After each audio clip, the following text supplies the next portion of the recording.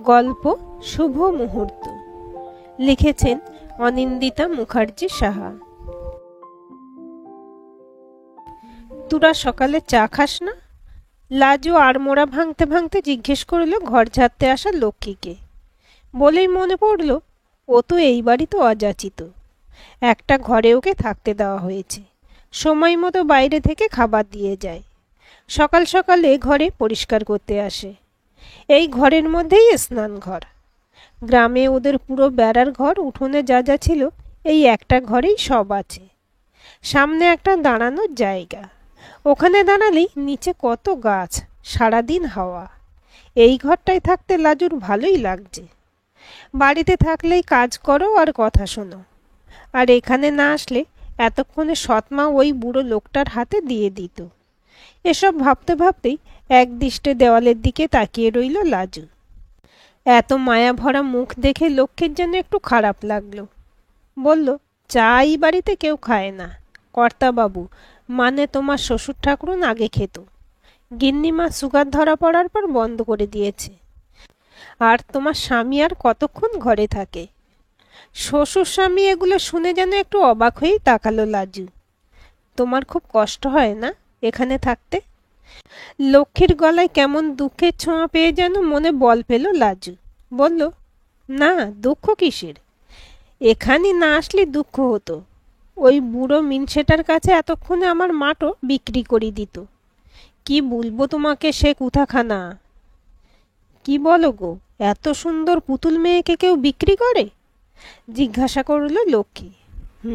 পুতুল বিক্রি করে টাকা পেত না? বলেই লাফ দিয়ে খাট থেকে নামলো লাজু। তোমাদের এই বাবুটা না থাকলে আজ আমি মরি যেতাম রে। তোর ওই পুতুলের সাথে দেখা হতো নালে। দেবকে চিনিস লাই? চোখ সরু করে জিজ্ঞাসা করল লাজু। লক্ষ্মী ওর হাবভাব দেখে চমকে গেছে। এসে থেকেই তো শান্ত মুখে ছিল, এই ছটফটে মেয়েটার সাথে কোনো মিল খুঁজে পাচ্ছে না ও। সে আবার কে? জিজ্ঞেস করল লক্ষ্মী। টিভিতে দেখিসনি ঢিসুম ঢিসুম মেরে কোয়েল দিদিকে কেমন বদমাইশদের থেকে বাঁচায়? বলেই দুহাত দিয়ে মারার ভঙ্গি করল লাজবন্দি। ওর অঙ্গভঙ্গি দেখে হেসে লুটোপুটি লক্ষ্মী। তোদের বাড়ির ছেলেখান একদম দেবের মতন, কি মারপিট! উফ, যখন ওই বুড়ো মিনসে আমায় সিঁদুর দিতে যাচ্ছে অমনি বাবু মা কালীর সিঁদুরটা নিয়ে পড়াই টেক দিল। জানিস, আমিও আরো জোরে চিৎকারটা করলাম। বলেই খিলখিল করে হেসে চলেছে লাজু। চোখে মুখে দুষ্টুমি আর ওর অঙ্গভঙ্গি করে বলা কথাগুলোতে লক্ষ্মী হাসতে হাসতে ভাবল এইগুলো গিন্নিমা শুনলেই বিপদ। তাই ধমক দিয়ে বলল, আচ্ছা হয়েছে, এবার থামো দেখি, শান্ত হয়ে খাটে বসো, আমি ঘরটা মুছে দিই। লাজু আবার বলল, এখানটায় সব ভালো, কিন্তু সকালেই তোরা চা খাস না, এটা খারাপ। লক্ষ্মী বুঝল যে মেয়েটা চা ছাড়া চলে না। আজ এক সপ্তাহ হতে চলল মেয়েটা এসেছে, এই প্রথম এত কথা। লক্ষ্মীর খুব ভালো লাগলো। ও সারাদিন এই বাড়িতে সব কাজকর্ম করে, কিন্তু কথা বলার লোক নেই। আগে গিন্নিমা তাও দুটো কথা বলতো, কিন্তু এই মেয়ে আসার পর সেই যে কথা বন্ধ করেছে। এই বাড়িতে চা না খাওয়া হলো, চা দুধ সব ব্যবস্থাই আছে। গিন্নিমা অনেকবার বলেছে, লক্ষ্মী তুই চা করে খা, কিন্তু চা জিনিসটা একার জন্য করতে ইচ্ছে করে না। আজ থেকে এই মেয়ের জন্য নিজের হাতে চা বানাবে লক্ষ্মী। ভেবেই হাত চালিয়ে ঘরটা মুছে ফেলল ও। বড্ড মায়াবী মেয়েটা। লক্ষ্মী, একবার এই ঘরে আয় তো। আজ অনেকদিন পর গিন্নিমা ডাকলো ওকে। আজকাল খুব কম কথা বলেন উনি। কি রান্না হবে এইটুকু বলে নিজের কাজ সেরে আবার ঘরে। কর্তাবাবু যাও একটু বেরোয়। কর্তাবাবু যাও একটু বেরোয়, কী সব লোক সেবা টেবা করে। গিন্নিমা তো এই জন্য আরও রেগে থাকে। কর্তাবাবুর জন্যই নাকি আজ অর্কদাদা এইসব করলো। ছোট থেকে এই লোকজনের উপকার করতে যেত, তাই ও এইসব শিখেছে। একটা মেয়ে আসে এই বাড়িতে, লক্ষ্মী দেখেছে দুই একবার। ছোট ছোট জামা পরে, ধিঙ্গি মেয়ের এমন ধারা জামা বিশ্রী লাগে। যেভাবে দাদাবাবুর সাথে কথা বলে, লক্ষ্মী ভেবেছিল ওকেই বিয়ে করবে বোধহয় অর্কদাদা। ওই মেয়ে এই বাড়ি ঢুকলে লক্ষ্মীর ছুটি হয়ে যেত। কোথায় যেত ভগবান জানে। তার থেকেই নতুন মেয়েটাই ভালো। সারাদিন লক্ষ্মী দিদি করে। এই মেয়ে ঢের ভালো দেখতে ওটার চেয়ে। লক্ষ্মী! খুব জোরে চিৎকার করে ডেকে উঠল গিন্নিমা। এনার যথেষ্ট ডাঁট আছে, তাই একটু ভয়েই থাকে ও। তাড়াতাড়ি পরিমরি করে ছুটল রান্নাঘর থেকে। পানটা সবে সেজে মুখে নিতেই লক্ষ্মী দরজার সামনে। কোথায় ছিলি তুই? দোতলার ঘরে? আজকাল তো ওই ঘর ছেড়ে নড়িস না। তা তোদের চায়ের আসর কেমন চলছে? মানে গিন্নিমা, বলছি মানে। আমতা আমতা করে ব্যাপারটা সামলানোর চেষ্টা করতে লাগলো লক্ষ্মী। চা খাওয়া শুরু করার আগেও ও অনুমতি নিয়েছিল বই কি, কিন্তু সেটা শুধু নিজের জন্য।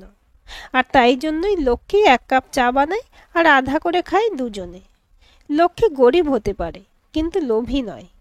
মনে মনে এসব ভাবলে মানসিক জোর বেড়ে যায়। একটু স্বতন্ত্র হয়ে বলল, গিন্নিমা 1 কাপ চাই করি। কথাগুলো বলার সময় এতটা গলার জোরে যেন গিন্নিমা থমকালো। হয়েছে, আর কথা না বাড়িয়ে সোজা বাবুর ঘরে যা। ওর ঘরটা ঝেড়ে মুছে পরিষ্কার করে দে। আমার এই ঘর থেকে বেরোতে ইচ্ছে করে না। আজকাল তো শুনি পুরো ওপর জুড়ে ঘুরে বেড়ায় ও। ওকে নিচে নামতে মানা করবি। কখনো সামনে আসলে ওরই সম্মান যাবে। আর এটা বলে দিস ওকে, ওর ব্যবস্থা আমি ঠিক করব। চোখে মুখে যেন রাগ ঠিকরে বেরোচ্ছে। লক্ষ্মী মনে মনে কিছু আঁচ করতে পেরে শিউরে উঠল যেন। এই কদিনে মেয়েটা বড্ড কাছের হয়ে গেছে লক্ষ্মীর। কতবার বলেছে মুখপুরীকে, যা মাঝে মাঝে অর্কদাদার চোখের সামনে যা। রাতের দিকে প্রায় ছাদে যায়, তুইও যা। কে দেখতে যাচ্ছে রাতে? কিন্তু সে শুনলে তবে না, বোঝো এবার। লক্ষ্মী বেরোনোর আগে জিজ্ঞেস করল, গিন্নিমা, অর্কদাদার কোন ঘরটা পরিষ্কার করব, নিচেরটা নাকি ওপরের?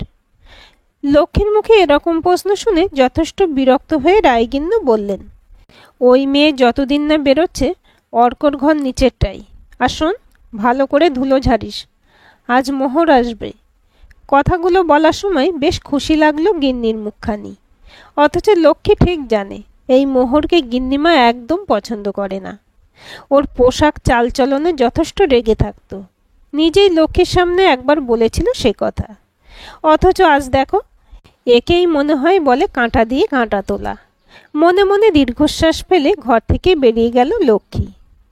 গ্যাসে চায়ের জল বসেই মনে পড়ল, আজ কজন আসবে, তারা কি খাবে, কি বানাতে হবে, সেসব তো কিছুই বলল না গিন্নিমা। গ্যাসটা কমিয়ে সোজা চলল রায়গিন্নির ঘরে। ঢোকার মুখে শুনতে পেল গিন্নিমা বলছে কর্তাবাবুকে, আজ মোহরের বাবা মাকে বলে ডেটটা ফাইনাল করে নেব। আর তোমার এনজিওতে ঘোষবাবুর মিসেস 1 মাস আগে ফোনে বলেছিল লক্ষ্মীর মতো সবসময়ের কাজের লোকের কথা। এই মেয়েকে আমি ওখানে ব্যবস্থা করছি। আর মোহরকে সব জানিয়েছে বাবু। কিন্তু মেয়েটা নাকি বলেছে কাকে কি সিঁদুর পরালো তাতেই যে কেউ বউ হয়ে গেল। এসব ওর বাবা মা মানে না।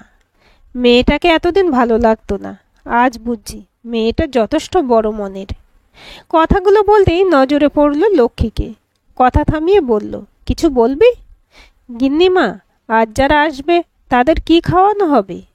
লক্ষ্মী বলল, না না, ঘরের রান্না মোহর একদম পছন্দ করে না। তাই বাবু নিজেই ওদের পছন্দের খাবার অর্ডার দিয়ে আনবে। বাবুও ওদের সাথেই রাতে খাবে। আমাদের 4 জনের জন্য রাতের রুটি তরকারি করবি। নির্দেশটুকু ছুঁড়ে দিয়েই আবার ভবিষ্যৎ পরিকল্পনায় মজে গেলেন কর্তা গিন্নি। লক্ষ্মী ধীরে ধীরে বেরিয়ে এসে রান্নাঘরে ঢুকল।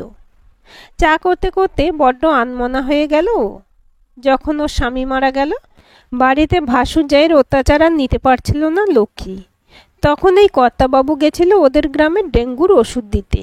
সেই ওষুধ আনতে গিয়েই এদেরকে একটা কাজের কথা বলেছিল ও। তখন কর্তাবাবু আলাদা করে নিয়ে বলেছিল, শোনো, আমার বাড়িতে আমি, আমার বউ আর আমার ছেলে থাকি।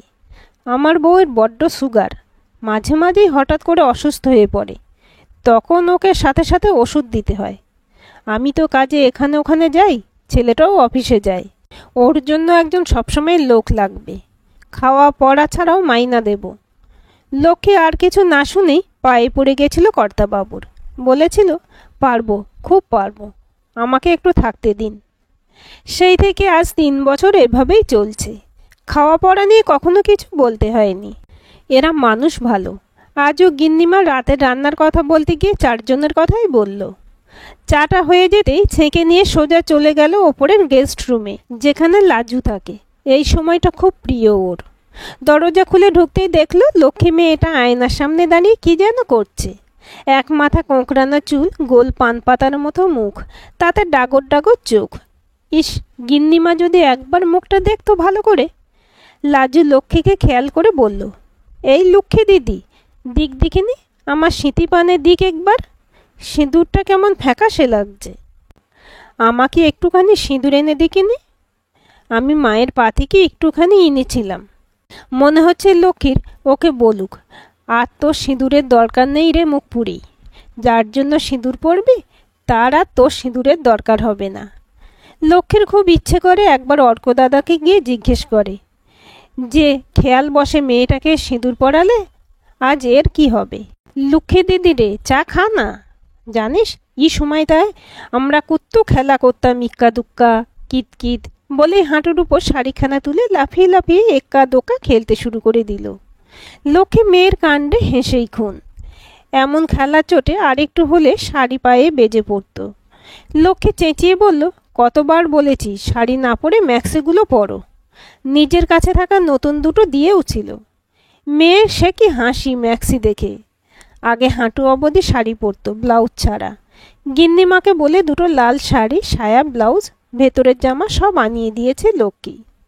এই লক্ষ্মী দিদি, একটা কথা বলতো, এটা কলকাতা তো? লাজুর কথায় মাথা নাড়ল লক্ষ্মী। এই সামনেই তো দুর্গা পূজা। প্যাকলা বলেছিল বটে, কে ইয়া বড় ঠাকুর তো হয়ে নাকি খানি, নিয়ে যাবি দেখতে। ওর কথাগুলো একদম বাচ্চাদের মতো। লক্ষ্মীর মনে হয় সারাদিন ওর মুখের দিকে তাকিয়ে কথাগুলো শোনে। লক্ষ্মীর যদি ঠিকঠাক সব হতো, আজ ওর তো একটা সন্তান থাকতো। লাজুর মতো এত বড় না হলেও থাকতো। এই মেয়েকে বের করে দিলে লক্ষ্মীর বড় কষ্ট হবে। তার থেকে যদি এমন হয় ওর এই 3 বছরের কোনো টাকাই নেয়নি, সব জমাচ্ছে গিন্নিমা, সেটা তুলে নিয়ে যদি ওকে নিয়ে লক্ষ্মী বেরিয়ে অন্য কোথাও গিয়ে থাকে আর একটা ছোট দোকান খুলে নেয়, অর্ক দাদার বিয়ে হয়ে গেলে এমনিতেই ওই বউ আমায় রাখবে না। তার থেকে এটাই ভালো। কাল পরশু একবার গিন্নিমার সাথে আলোচনা করতে হবে। এই লক্ষ্মী দিদি, বল না, দেখাবি মা দুর্গাকে? জোরে জোরে ঝাঁকিয়ে জিজ্ঞাসা করল লাজু। লক্ষ্মী হুম বলতেই শুনল কলিং বেলের আওয়াজ। কে এসেছে বুঝেই উঠে বেরিয়ে গেল লক্ষ্মী আর বলে দিল লাজুকে, তুমি এখানেই থাকো, আমি একটু পরে এসে মুড়ি দিয়ে যাব। ওর উত্তর না শুনেই তাড়াতাড়ি করে বেরিয়ে গেল লক্ষ্মী। লক্ষ্মী আজ খুব সজাগ সারাদিন। কি কথা হচ্ছে জানাটা খুব দরকার। লাজুকে কিছুতেই হারাতে দেবে না ও। সবাই আজ নিচে অর্কর ঘরেই বসেছে। মোহর আজ একটা ব্ল্যাক কালারের সিফন পরেছে গোল্ডেন ব্লাউজ দিয়ে, চুলটাও সুন্দর করে বাঁধা। ঘরে কোল্ড ড্রিঙ্কস আর চিকেন নাগেট নিয়ে ঢুকলো লক্ষ্মী। শুনতে পেল মোহর বলছে, আন্টি, আমাকে অর্ক সেদিন ফোন করেছিল, বলল একটা মেয়েকে সাংঘাতিক হ্যারাস করা হচ্ছে। অর্ক বাঁচাতে গেছে, গ্রামের লোকেরা বলছে এরা কলকাতার লোক, ওকে নিয়ে বেচে দেবে। তখন আমি ফোনে শুনছি মেয়েটার কান্নার আওয়াজ। ওরা আরও বলছে সিঁদুর পরিয়ে নিয়ে যাক ক্ষমতা থাকলে। জানো, একজন বলল বেঁধে রাখ বেটাকে, দেখি কি করে যেতে পারে। যেমন ওদের ভাষা তেমনি গলার জোর। খুব ভয় পেয়ে আমি বললাম অর্ককে, পরিয়ে দে সিঁদুর। একটু লাল রঙের জন্য তো আর বউ হয়ে যাবে না, বা আমি তোর মন থেকে চলে যাব না। বিশ্বাস করো আন্টি, খুব ভয় পেয়ে গেছিলাম সেদিন। মেয়ের কথা শুনে মোহরের মা আর অর্কর মা মুখ চাওয়াচাওয়ি করল। আসলে ওনাদের অবধি সিঁদুরের দাম ছিল। এবার মোহরের বাবা সব থেকে বেশি দামি প্রশ্নটাই করে ফেলল। কি ভাবলেন মেয়েটাকে নিয়ে? দরজার পাশে ঠাঁই দাঁড়িয়ে আছে লক্ষ্মী, কান দুটো আরও সজাগ করল। আজও সব প্রশ্নের উত্তর দেওয়ার দায়িত্ব রায়গিন্নির ওপর পড়েছে। বললেন, কি আবার করব, ওর এনজিওর কোনো কাজে লাগাতে হবে, যাতে খেয়ে পড়ে কিছু টাকা পায় হাতে। একটা মেয়েকে তো হেলায় ফেলতে পারি না। এসে যখন পড়েছে, কথা হয়েছে 2-1 জনের সাথে, ওদের বিয়ের আগেই ব্যবস্থা করব। কথা শেষ না হতেই মুখ খুলল মোহর। আরে আন্টি, ও এখানে থাকলেই বা কি? অর্কর অফিস থেকে সুইডেনে যাওয়ার অফার এসেছে, আমরা বিয়ের পর ওখানে চলে যাব। আপাতত 3 বছর, তারপর এক্সটেন্ডেড করতে পারে। এই প্রথম জোর ধাক্কা খেলো রায়গিন্নি, সাথে অর্ক। অর্ক ভেবেছিল কথাগুলো ধীরে সুস্থে বাবা মাকে বলবে। মোহর যে কি করে! লক্ষ্মী বাইরে দাঁড়িয়ে বুঝল কর্তাবাবুর শেষ কথা যেমন গিন্নিমা বলে, অর্ক দাদার শেষ কথাও বলবে এই মেয়ে। কাজ জিত এটাই দেখার। রায়গিন্নি অবাক হওয়াটাকে মুখের পিছনে লুকিয়ে রেখে বলল, সে 3 বছর আর 4 বছরের জন্যেই যাও, ফিরে তো আসবে। ততদিনে মায়া বাড়িয়ে লাভ নেই। আগের কাজ আগে করাই ভালো। মোহরের বাবা মা দুজনেই খুশি। মোহর বলে উঠল, আমার মনে হয় না ওই লাইফস্টাইল কাটিয়ে আমরা আবার এই কলকাতায় ফিরে আসব। মোহরের মা মহিলা অতটাও জটিল নয়, সবটা বুঝতে পেরে বলল, আচ্ছা সে হবে এখন। মেয়েটাকে একটু দেখা যাবে? উনি পরিস্থিতিটা হালকা করতে গিয়ে আরও জটিল করে ফেললেন নিজের অজান্তেই। অর্কর বাবা অতুলবাবু বলে উঠলেন, নিয়ে এলেই হয় একবার, আমাদের সাথেও খুব একটা আলাপ নেই। রায়গিন্নি যা ধাক্কা খেয়েছে, ওনার মুখ থেকে আর কথা বেরোচ্ছে না।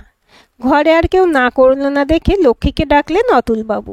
লক্ষ্মী, যা তো মেয়েটাকে একবার নিয়ে আয়। লক্ষ্মী মাথা নাড়িয়ে বেরিয়ে এলো। আজ বড্ড খুশিও, এই সুযোগে একবার গিন্নিমার সামনে আনা যাবে। পায়ে পায়ে এসে হাজির হলো রায়গিন্নির ঘরের সামনে। সিঁদুরের কৌটো থেকে কিছু একটা ঠোঙায় ঢেলে নিয়ে সোজা ওপরে। লাল একটা নতুন শাড়ি পরিয়ে লাজুকে একদম নতুন বউয়ের মতো সাজিয়ে নিয়ে এসে ঘরে ঢুকলো লক্ষ্মী। ও নিশ্চিত আজ গিন্নিমা চোখ ফেরাতে পারবে না। মোহর দিদির সাজ একদম পছন্দ নয় ওনার, তার মানে একে ভালো লাগবে। আর মোহরের থেকে এই মেয়ে অনেক সুন্দরী। ঢোকার সাথে সাথে সবাই মুগ্ধ দৃষ্টিতে তাকিয়ে রইল। লক্ষ্মীর নজর গিন্নিমার দিকে, চোখে মুখে মুগ্ধতা। নিস্তব্ধতা ভাঙল মোহরের মা শুভ্রা দেবী। এমন মেয়েকে কেউ বিক্রি করে? কি মায়া ভরা মুখ! লক্ষ্মী অর্ক দাদার দিকে তাকিয়ে দেখলো অপরাধী মুখে তাকিয়ে আছে লাজুর দিকে। মোহরের বাবার গলায় এখনও সন্দেহ। তা তোমার সাথে কি হয়েছিল? মিনমিন করে বলা শুরু করলো লাজু। আমার নিজের মাটো মারা গেছিল, বাবাটো আরও একটু বিয়ে করেছিল। আসতেই নতুন মাটো আমাকে পছন্দটা করতকলা। আর বাবা এই নতুন মাটটুকুর কথা শুনতো। বিয়ের নামটা করে আমাকে এক বুড়োর কাছটাতে বিক্রিটাও করতে দিছিল। আমি চেঁচামেচি করতে এই বাবু এসে আমায় বাঁচালো। অতুলবাবু দেখলেন মাথায় সিঁদুর পরানোর কথাটা বলল না মেয়েটা, মানে যথেষ্ট বুদ্ধিমান। একটু যেন ভালো লাগলো ওনার। এবার মোহর চিকেন নাগেটস প্লেটটা সামনে ধরল, কিন্তু লাজু নিল না। রায়গিন্নির মনে মনে মেয়েটাকে খারাপ লাগলো না। সহবত জ্ঞান আছে, দেখতেও বেশ মিষ্টি, শুধু মুখ খুললেই মুশকিল। একটু ভেবে নিয়ে বললেন, আচ্ছা তুমি যাও এখন। লক্ষ্মী, ওকে নিয়ে যা, আর ডিনারের ব্যবস্থা কর। রাত হলো অনেকখানি। বলেই চেয়ার ছেড়ে উঠে পড়লেন। আপনারা বসুন, আমি বরং একটু গিয়ে শুই। অর্ক ব্যস্ত হয়ে বলল, কেন গো, শরীর খারাপ লাগছে? না শোনার ভান করে বেরিয়ে গেলেন রায়গিন্নি। মনের মধ্যে আজ জোর লড়াই চলছে। বিয়ের আগেই বাবুর এত পরিবর্তন। বাবুর সাথে আর সম্পর্ক থাকবে না বুঝে গেলেন উনি। এই মেয়েই রাখতে দেবে না। এত বড় বাড়ি, এত স্বপ্ন, নাতি নাতনির মুখ, এসব আর দেখা হবে না। যাকগে, আর কতদিনই বা বাঁচবে। অত আশা না করাই ভালো। শাড়িটা ছেড়ে ঢকঢক করে জল খেয়ে আলোটা নিভিয়ে চোখ বন্ধ করলেন রায়গিন্নি মলিনা দেবী। বারবার চোখের সামনে মেয়েটার মুখ মনে পড়ছে। এরকমই একটা মুখেই তো বউ হিসেবে চেয়েছিল। আচ্ছা, একে শিখিয়ে পড়িয়ে নেওয়া যায় না? ভেবেই নিজেকে নিজে ধমক দিল রায়গিন্নি। তা কি করে সম্ভব? এই মোহর যেভাবে বাবুকে বেঁধে রেখেছে, কোনোভাবেই সম্ভব নাই। তার চেয়ে এই মেয়ের অন্য ব্যবস্থা হোক, ভালোভাবে বাঁচুক। আগের জীবনটাও বেচারির দুঃখের। কেন যে এত ভাবছে জানে না নিজেই মলিনা দেবী। নিজের ছেলেই আজ পর হয়ে গেছে, আর ওই মেয়ে আর মায়া নয়। এবার আস্তে আস্তে সব মায়া কাটানোর সময় হয়ে গেছে। নিজের অজান্তেই চোখ দুটো ভিজে গেল ওনার। শুধু মনে মনে বলল, ঠাকুর আমার ছেলেটাকে রক্ষা করো, বড্ড সরল, দেখো ওকে। এই হয়তো মায়ের মন, সন্তানের দোষগুলো ওদের সরলতা দিয়ে ঢাকার চেষ্টা। লক্ষ্মী রাতের খাবার নিয়ে এসে আলোটা জ্বালিয়ে বলল, গিন্নিমা খাবার এনেছি, ওদের দিয়েছিস? বলতে বলতে উঠলেন মলিনা দেবী। চোখ মুখ দেখে পরিষ্কার বোঝা যাচ্ছে যে কান্নাকাটি বেশ খানিকক্ষণ চলেছে। লক্ষ্মীর খুব খারাপ লাগলো। বলল, তুমি খাও, অনেক রাত হলো, তোমার ওষুধ আছে, আর ওদের দেখার জন্য অর্কদাদার কর্তাবাবু আছে। রায়গিন্নি খেতে বসলো। লক্ষ্মী দেখল বৃষ্টির পর নরম মাটিতে চাষ করা সোজা। কাল রোদে আবার তেতো হয়ে ওঠার আগেই বলল লক্ষ্মী, গিন্নিমা, আমি একটা কথা বলবো। খেতে খেতে রায়গিন্নি বললেন, বল। লক্ষ্মী বলতে শুরু করলো, বলছি, এই বছরে আমার যে টাকাটা জমেছে আমাকে দেবে? খাওয়াটা থামিয়ে অবাক চোখে তাকালেন রায়গিন্নি। কি করবি? এত সরাসরি প্রশ্ন হয়তো নিজের কানেই লাগলো, তাই আবার বললেন, মানে তোর কিসে লাগবে বল আমায়। সেরকম হলে আমার থেকে নে, ভবিষ্যৎ সঞ্চয়ে হাত দিবি কেন? লক্ষ্মী সুযোগ হাতছাড়া না করে বলল, গিন্নিমা, অর্কদাদার বিয়ে হয়ে গেলে তো দিদিমণি চলে আসবে, তখন আমার আর দরকার হবে না। আমি বরং এই মেয়েটাকে নিয়ে একটা ছোটোখাটো দোকান খুলে একটা ছোট্ট ঘর ভাড়া নিয়ে থাকবো। মা গো, মেয়েটা বড্ড মায়াবী, ওকে একা ছেড়ে দিতে আমি পারবো না মা, শেয়াল কুকুর ছিঁড়ে খাবে। রায়গিন্নি রুটিটা ছিঁড়ে মুখে ঢোকাতে গিয়েও থমকে তাকিয়ে আছে লক্ষ্মীর দিকে। বলল, তুইও চলে যাবি আমায় ছেড়ে? যা তালে, আর কি, চলে যা। বলেই হাপুস নয়নে কেঁদে চলেছে ওরকম দাপুটে রায়গিন্নি। লক্ষ্মীও থাকতে না পেরে কেঁদে ফেলল। শান্ত হও গিন্নিমা, শান্ত হও, আমি যাব না তোমাকে ছেড়ে, যাব না। মাথায় হাত বুলিয়ে বলল লক্ষ্মী। সব হারিয়ে লক্ষ্মীও যে ভালোবাসার কাঙাল, কি করে উপেক্ষা করবে এত ভালোবাসা? সবাই চলে যেতে খাবার প্লেটে সাজিয়ে ওপরে চলল লক্ষ্মী। ওদের জন্য আনা মাংস একটু বাঁচিয়ে রেখেছিল লাজুর জন্য। কেন যে এসব করে লক্ষ্মী নিজেও জানে না। ঘরে ঢুকতেই দেখলো মেয়েটা বারান্দায় দাঁড়িয়ে আকাশ দেখছে। লক্ষ্মীকে দেখেই বলল, দেখ কেনে, আজ আকাশখানা কি সুন্দর, আর চাঁদটাও কত বড়টা আছে। জানিস লক্ষ্মী দিদি, আমাদের গ্রামটাতে আকাশখানা আরও সুন্দর। লক্ষ্মী বুঝলো মেয়ের মন ভালো নেই আজ। গ্রামের কথা মনে পড়ছে? লক্ষ্মী জিজ্ঞেস করল, তোমার মা যখন বিয়ে দিচ্ছিল তখন তোমার বাবা কিছু বলেনি? কি বলবে বল দেখি? ওর তাড়ি খাওয়া টাকাখানা তো ওই নতুন মাটাই দিচ্ছিল, আমাকে বিক্রি করি অনেকগুলো টাকা নিয়েছিল। মেয়েটা দিন দিন মায়ায় ফেলে দিচ্ছে লক্ষ্মীকে। লক্ষ্মীরাও গরিব ছিল, কিন্তু এরকম পরিবার ওদের একদমই না। ওর বর ভাসুরের একসাথে বড় মুদিখানা ছিল। হঠাৎ লক্ষ্মীকে চমকে প্রশ্ন করল লাজু, ওই ঘরে সুন্দর মতো মাইয়াটা কে ছিল রে? লক্ষ্মী জানত এই প্রশ্নের সামনে ওকে পড়তেই হবে। কথাটা ঘুরিয়ে দেওয়ার জন্য বলল, কে সুন্দর? ওই মেয়ে? তার থেকে ঢের সুন্দর তুমি, বুঝলে? বলেই পুতুল পুতুল গাল দুটো টিপে দিল লক্ষ্মী। হেসে রুটিটা ছিঁড়ে মুখে দিয়ে আবার বলল লাজু, আমি জানি রে, ও মাইয়াটার সাথে দাদাবাবুকে বিয়াটা হবে, তাই না বল? লক্ষ্মী সুযোগটা কিছুতেই হাতছাড়া করল না। বলে ফেলল, ঠিক বলেছ, এই বিয়েটা আগেই ঠিক হয়েছিল, তোমায় তাও কেন যে বিয়ে করলো? লক্ষ্মীর কথায় ওই একটু অবাক হয়েই বলল, আমাকে বিয়েটা করবে কেন? ওই লাল রংটুকু দিয়ে আমাকে তো বাঁচাইলো। এতদিনে তোর এই পুতুল মুড়ে জিত রে। আচ্ছা, তাই যদি হয় তাহলে সকালে সিঁদুর চাইলে কেন? প্রশ্নটা না করে পারল না লক্ষ্মী।